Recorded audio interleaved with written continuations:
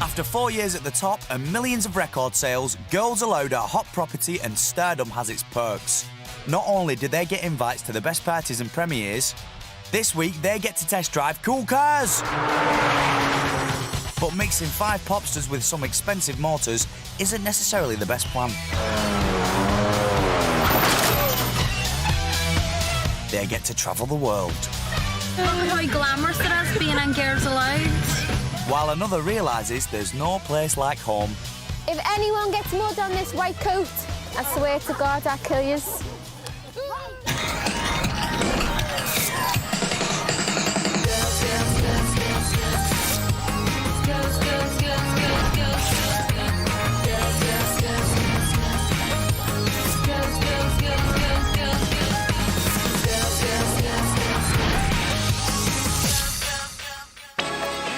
...2006 has been a hectic year for Girls Aloud. Endless TV shows, a 12th top 10 single under their belt, Australia conquered, and gigs galore. But concerts are not the only places that Girls Aloud perform. If the price is right, the girls will also sing at private company parties. People just think you do your tours, you do your TVs, you do, your promotion and that's it. But there's a hell of a lot of events that people don't get to see. The girls do a lot of corporate gigs, and the reason we do them is because the girls like playing live. That's their favourite thing to do, and we get well paid for it. March 2006 and the Foxy Fivesome are in the heart of the Mediterranean. They're in Greece to perform 2 surprise corporate gigs. A nice little earner, as pop acts can earn hundreds of thousands of pounds for just one night's work. The corporate events involve fees, so it's an income for the girls outside the record deals, etc. They're in Athens for 5 days to strut their stuff, but the girls are more concerned with how they're going to kill time in between. They're just so used to having such a hectic lifestyle and work schedule that as soon as they get a few days to themselves, if they're not at home, they don't enjoy it, so we're stuck in Athens with a few days off, with really nothing for them to do. With 3 days to go before their next performance, doing nothing is too much for one Girls Aloud. Sarah's had enough and is flying back to the UK. While I've got a couple of days, I might as well make use of it and go back home and visit my mum. So I'm just hopping on a flight in the morning, the early hours, going home for a couple of nights, and then I'll be back on Friday for the next gig. Long-suffering tour manager Drew packs Sarah off to the airport and knows he's got a tricky few days ahead of him. So we just want to get everything. So we're getting a car at 4 o'clock in the morning, aren't we, Sarah? Yeah, rub it in, but it'll be all worth it when you get there.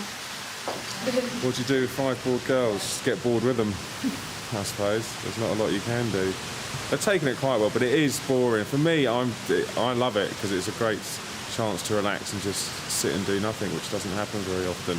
So I'm not bored or complaining in the slightest, but, unfortunately they are, which I can totally relate to.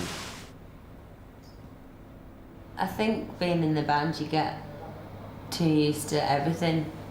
You get too used to there's always somebody to help you sort something out, and you've always got each other as well to do that. You know that somebody's going to ring you and tell you you've got to be up at this time every day, and you know that you're going to be busy kind of every day, and obviously it can't go on forever, and there is going to come a point where it's going to be like waking up in the morning and not actually having anything to do, and it's quite a scary thought actually. Desperate not to lose any more girls to boredom, tour manager Drew hastily arranges a day of fun in an attempt to entertain the remaining 4. We're going to go out today and try and look at some sights, go and have a meal, meet up with the dancers, and just trying to make it a bit of an entertaining day for them. Drew's big fat Greek adventure is a surprise, so none of the girls have a clue where they're going. Drew's mystery adventure is to take the girls up to the highest point in Athens to see the view. But a 2-mile trek uphill in high heels is not what the girls bargained for. I don't think I could do it. What would you sit here? One of these restaurants? Drew.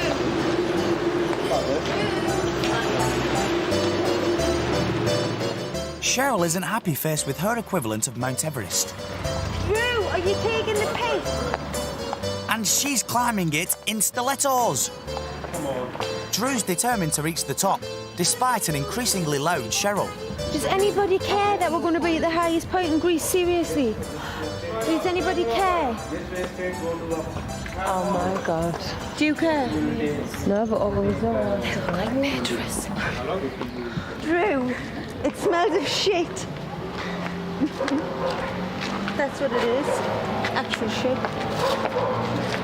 Do the people not have the fucking poop and scoop rule here? And things are landing on us and everything. It's a shit. It's all a shit.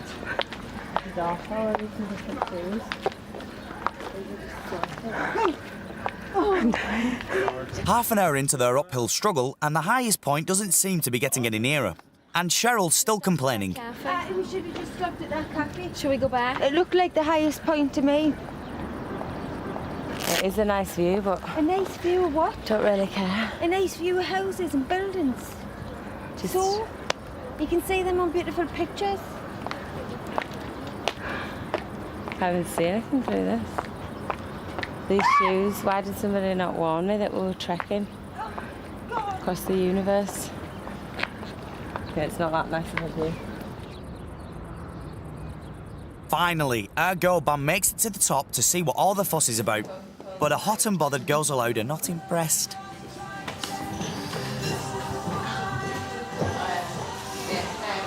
I was scared, you know, I could have slid, I was sliding, could have slid off the edge of the stairs, plummeted to my death, just for the sake of this. Who cares about being at the top peak of Greek? All you can see is buildings. For real? I'm really for real. I couldn't give a shit. You know, Sarah's going to be laughing her head off when she watches this part of the documentary. Drew allows the girls to take the easy route back down, but their Greek adventure is far from over.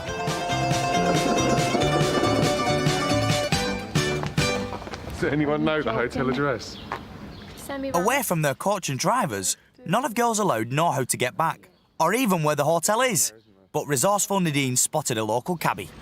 Excuse me, is this your taxi? Can we get one more? Do you know where the Semiramis is? Where are you going? The Semiramis Hotel. It's in Kinda the, like it's in Tanks? the, it's the Yeah. suburbs. Semiramis and Kivisia. Uh-huh. Can you order another taxi? It's difficult. Wait, it doesn't work. Drew, I don't want to get in his car. I know. The girls have no choice but to bundle into the lawn taxi and hope that the curious cabbie can get them back to their hotel. You can't take us all Yeah. there. Huh? Yeah. 6 persons. Okay. Come on, a bit laugh. It's not, this is a joke. What's the thing that people's going to get in the boot? Schumacher. I'm not getting in the fucking group. Give them a laugh. Take very many times. Come on. You sit in front. Okay. I think it's fine. Open the windows, for Christ's sake! Does he know where we're going? He didn't even confirm he knew what this was. Somebody around this door.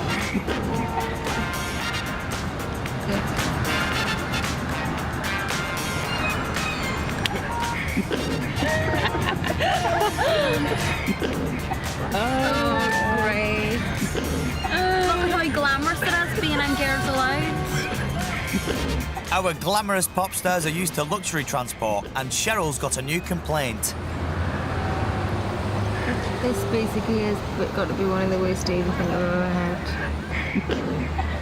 Being deadly serious. Could everybody point their mouths in opposite directions? Because I'm going to see if I get a smell of one breath, I'm going to be sick. Someone should get in it.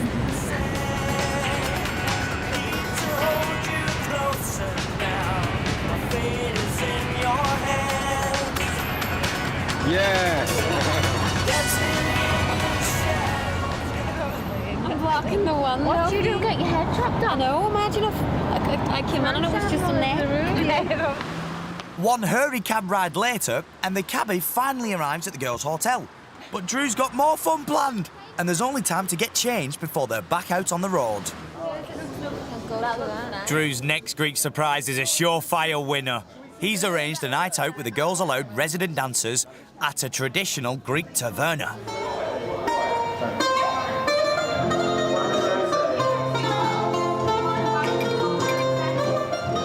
A few hours and several ouzels later, and the Tipsy Girls Aloud party is on a roll. It's the sound of the underground. But with Sarah back in the UK, Cheryl's at the end of her tether and wants to go back to their hotel. What? Needs taken home. Oh, really? Is she? Thank you. Yeah, she does look kind of. Okay, I didn't realise.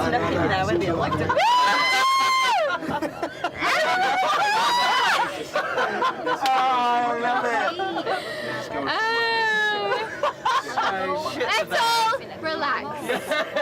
I'd just like to say that I have seen them a lot worse. Yeah, I've seen them. Like probably about, I would say, 5 times worse than what they are tonight. You are the cheeky boys. We are the cheeky girls. You are the lucky cookie.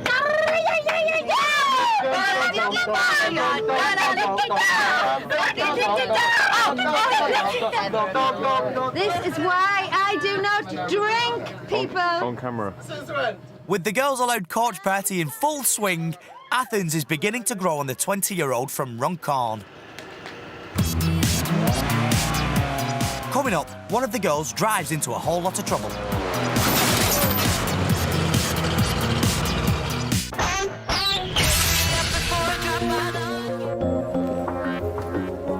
Back from Greece, a little worse for wear, Nicola nips back up north for a snatched weekend with her family.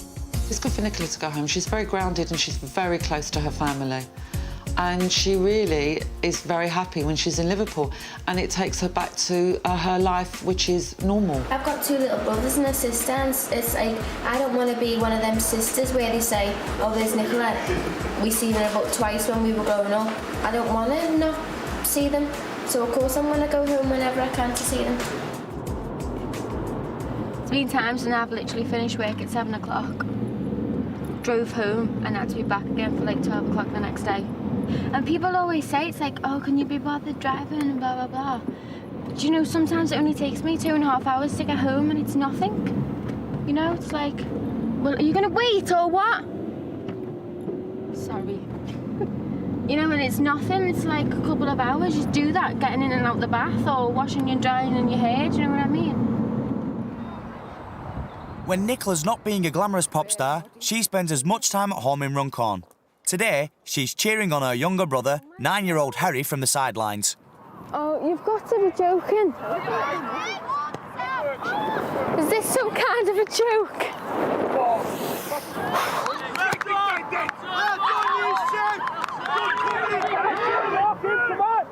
Don't take him off! Come on, Harry, come on! Well done, Harry. He's class, isn't he?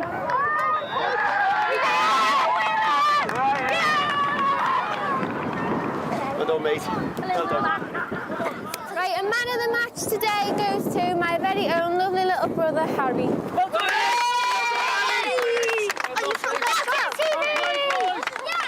When she can get home, she does try and get here, but she's busy as normal, you know, being the superstar she is. If anyone gets mud on this white coat, I swear to God, I'll kill you. Are you very proud of her? Oh, yeah, well, I'd be proud of her if she did anything. Just glad she's doing something that she wants to do, you know, and that's it, really. All right, I'm gonna slip my hands now. With the football match over, Nicola and her mum pop round to see her nan and granddad. To Nan and Grandad, love from Nicola. And there's one on that, love from Kimberly. I've got every disc that they've ever made.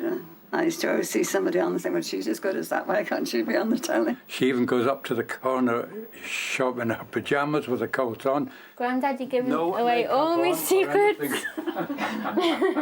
Nicola may be a famous pop star, but even she can't escape the home videos and a trip down memory lane. Yeah, they're all grown up now. Look how fat I am. I'm just like, boom, boom, boom, boom, boom.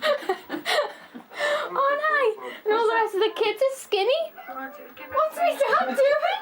Did you tell him to wear that top? No. Did you tell him to have that moustache? I don't know. I think everybody had one them days, though. I think it was the fashion All the Saturday. fellas had one. Yeah. And again. Oh. I was a good kid, wasn't I? I was like a really good, special kid with red hair and fat legs. No eyelashes. Stay to me. You can fly almost, innit? Nicola wants to be a hands-on big sister to her 2 little brothers, and before she goes back to London, she takes them out for lunch to spend some time alone with them. I don't act like Nicola's my famous sister like that. I just act like I'm a normal boy in school. I'm taking a picture. You're not going to have a play? Taking a picture. Come here then. It's quite important for me to spend time with them because, like, I don't want to be one of them sisters that they never see or they don't know. You know, I want them to know me and to feel like I'm part of the family. Like, I'd hate to never be there. What are you doing? Being at the top has changed Nicola's life, but it won't last forever, and she's determined to stay the same. I think fame can change you. I think money, more so, with a bit of fame changes you. You know, life isn't all about being in the paper or being on the telly, and don't get me wrong, I love it. I really love it. But, you know, it's not the be-all and end-all to life. Yay! Let's go! Woo-hoo-hoo!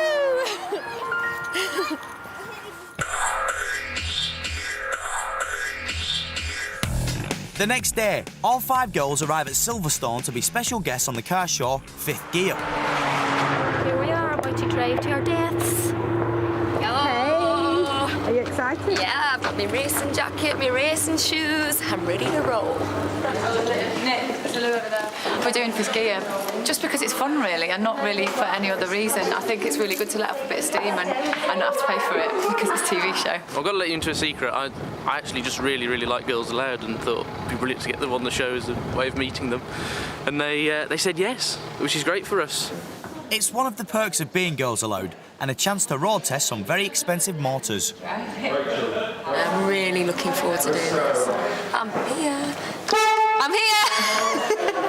All set and ready to go? Girls, you want to give me a bag? Each of our pop princesses are racing against the clock to see who's the fastest. I'm scared. Oh, God.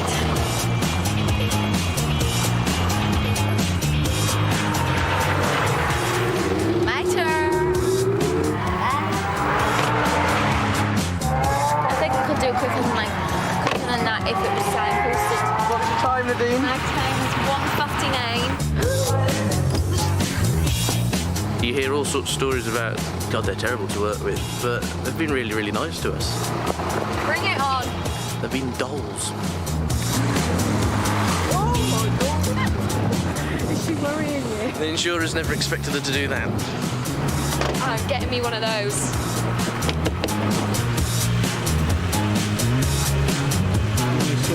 It's gears and normally I drive mains automatic.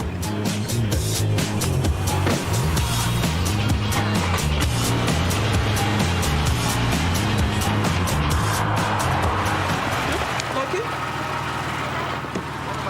So, good, bad? It was fine, you know, but I was in control, so it wasn't bad at all. I'm actually trying to pull some strings to get in the Ferrari.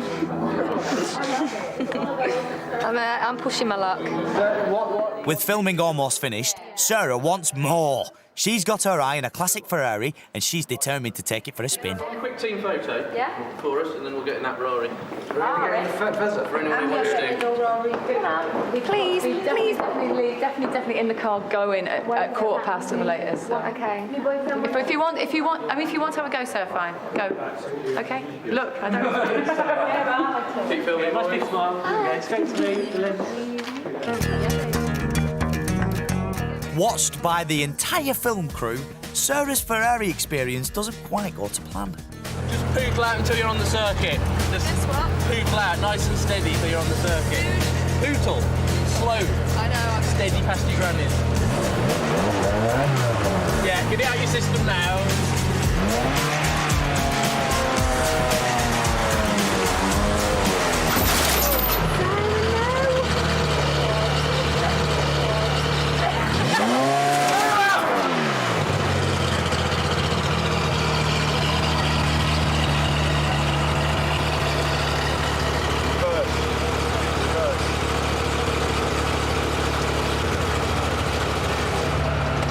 reverse slowly. Easy to drive. Come on. Reverse slowly. Right, bring your wheel. Just really slowly bring it back.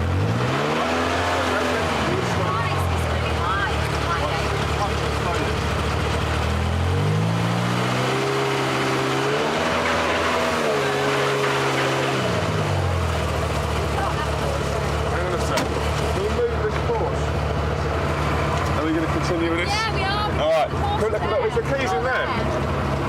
Straighten them up. They just go. I know. Undeterred, Sarah races off in the dented Ferrari, leaving Drew and the fifth gear crew to assess the damage. I just said, are we going to continue with this? She said, yeah, just move the Porsche. Want to let me out? I don't think she's actually realised what she's done. Twat. How are you feeling right now? Well, reflective. Anyone got any tips? Why didn't she just drive normally until she got out of the thing? That's a beautiful Ferrari. And I think it's got a bit of a dent in it.